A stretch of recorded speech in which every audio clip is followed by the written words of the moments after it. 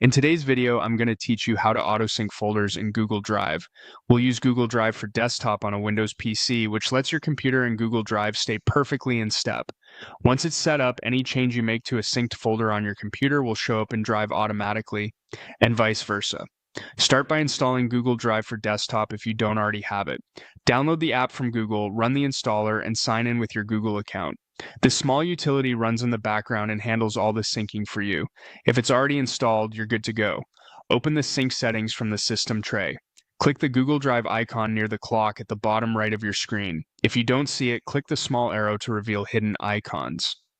In the Drive menu that opens, click the gear icon for settings, then select Preferences.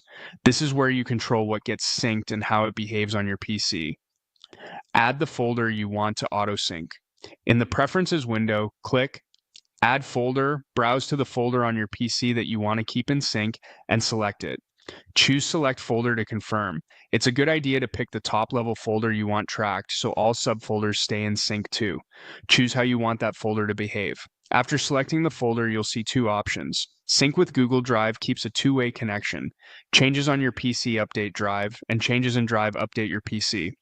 Backup to Google Photos is designed specifically for images and videos and is best when you only want your media backed up to Photos. For normal folders with documents or mixed files, choose Sync with Google Drive. Decide on your overall Drive sync mode.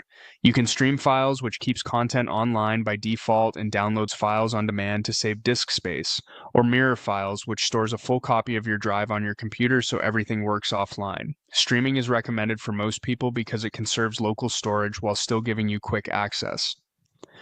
Choose mirroring if you need every file available without an internet connection and have the space for it. That's it. Your selected folder will now auto-sync continuously.